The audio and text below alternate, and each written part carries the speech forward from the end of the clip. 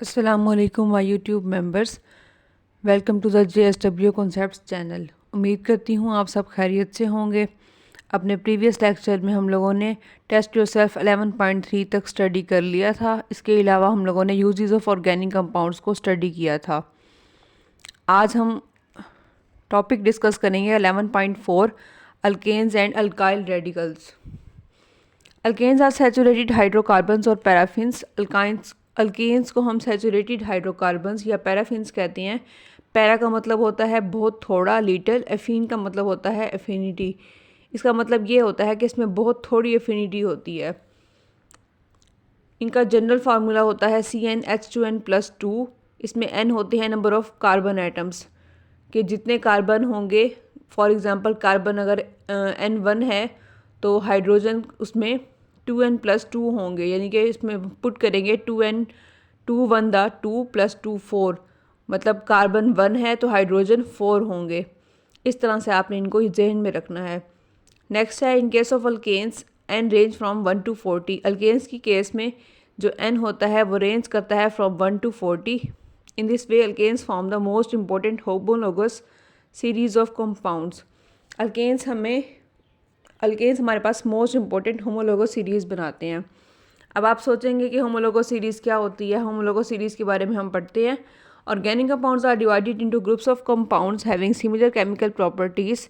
Each group is known as homologous series. जिन groups of compounds की chemical properties same होती हैं उसको हम एक ही सीरीज़ में डिवाइड करते हैं, एक ही ग्रुप में रखते हैं और उस ग्रुप को हम नाम देते हैं होमोलोगस सीरीज़ का। Organic compounds of the same homologous series have the following properties in common. अब इनकी प्रॉपर्टीज़ होमोलोगस सीरीज़ की कौन सी होती हैं, ये आपसे शॉर्ट क्वेश्चन में पूछा जा सकता है कि define homologous series and write the properties of homologous series. So हम स्टडी करते हैं इसकी प्रॉपर्टीज़। नंबर 1 पे है all members of a series can be represented by general formula.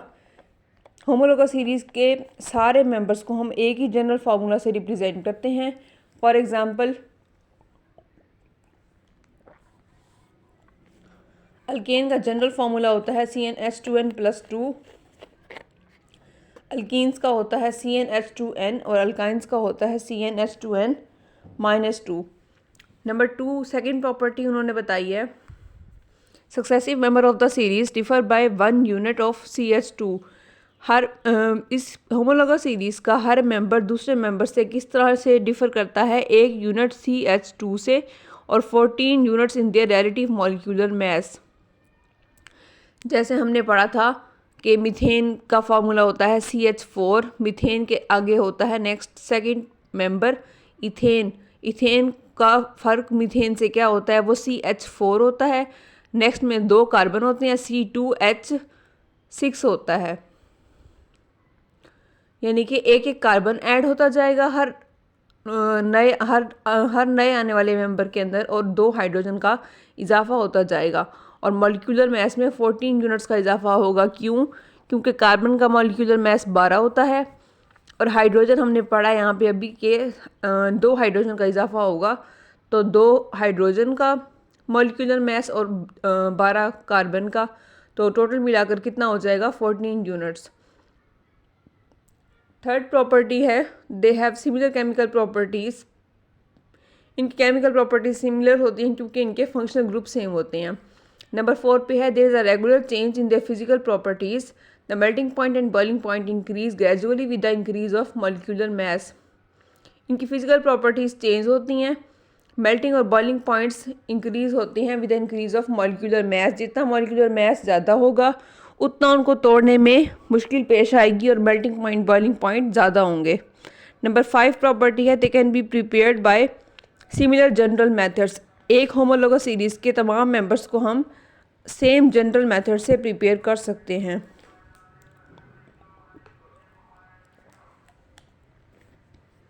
अब hydrocarbons are regarded as parent organic compounds. Hydrocarbons की जो class है उसको हम पेरेंट ऑर्गेनिक कंपाउंड बोलते हैं। बाकी सारे के सारे कंपाउंड जो होते हैं वो इन्हीं हाइड्रोकार्बन्स के साथ ड्राइव करके बनाए जाते हैं या फिर उनको सब्सटीट्यूट किया जाता है बाय 1 और मोर हाइड्रोजन एटम या फिर वन और मोर रिएक्टिव आइटम और ग्रुप ऑफ एटम्स, यानी कि या सब्स्टिट्यूशन करके हम बना रहे होते हैं या फिर हम ड्राइव करके बना रहे होते हैं।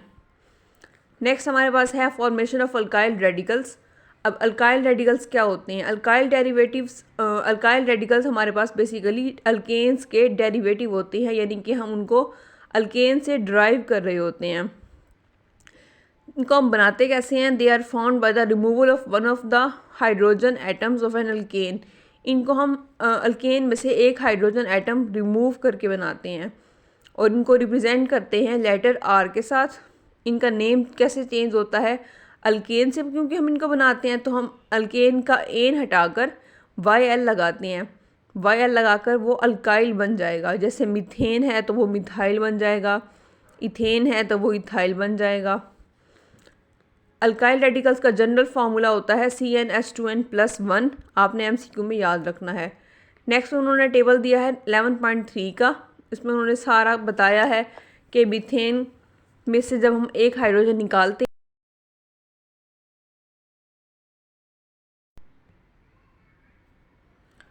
मीथेन का फार्मूला होता है CH4। इसमें से एक हाइड्रोजन निकालेंगे तो मिथाइल बन जाएगा CH3। इथेन C2H6 होता है, एक हाइड्रोजन निकालेंगे C2H5 बनेगा और इसको हम बोलेंगे इथाइल।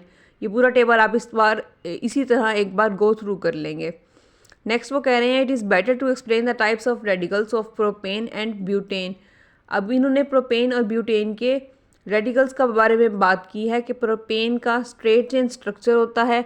जब हम उसमें से टर्मिनल हाइड्रोजन रिमूव करते हैं तो वो बनता है एन प्रोपाइल, और जब हम हाइड्रोजन अगर सेंट्रल कार्बन में से निकालते हैं तो वो बनता है आइसोप्रोपाइल। आपसे वो MCQ में शॉर्ट क्वेश्चन में ये बात पूछ सकते हैं कि प्रोपेन में से आप एन प्रोपाइल का और आइसोप्रोपाइल का स्ट्रक्चर निकाल के बताएं, या एन प्रोपाइल और आइसोप्रोपाइल कैसे बनता है इसकी फॉर्मेशन के बारे में बताएं। तो आपने जहन में रखना है कि जब हम टर्मिनल हाइड्रोजन निकालेंगे तो बनेगा एन प्रोपाइल, और जब हम सेंट्रल हाइड्रोजन निकालेंगे तो बनेगा आइसोप्रोपाइल। नेक्स्ट उन्होंने डिफरेंट स्ट्रक्चर्स बताई हैं ब्यूटाइल रेडिकल्स की। ये भी आपसे MCQ में और शॉर्ट क्वेश्चन दोनों में पूछा जा सकता है। आपने इसको जहन नशीन करना है। ब्यूटेन का स्ट्रक्चर उन्होंने बताया है कि अगर हम टर्मिनल हाइड्रोजन निकालेंगे तो वो एन ब्यूटाइल बनेगा, और अगर सेंट्रल हाइड्रोजन निकालेंगे तो वो सेकेंडरी ब्यूटाइल बनेगा, क्योंकि हम सेकंड कार्बन में से निकाल रहे हैं, इसीलिए इन्होंने इसको सेकेंडरी ब्यूटाइल का नाम दिया है।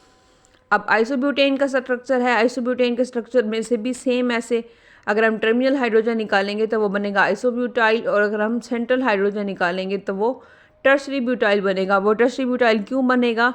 क्योंकि वो बिल्कुल सेंट्रल कार्बन है, उसको 3 कार्बन लग रहे हैं, इसी वजह से उसको टर्शरी ब्यूटाइल का नाम दिया है।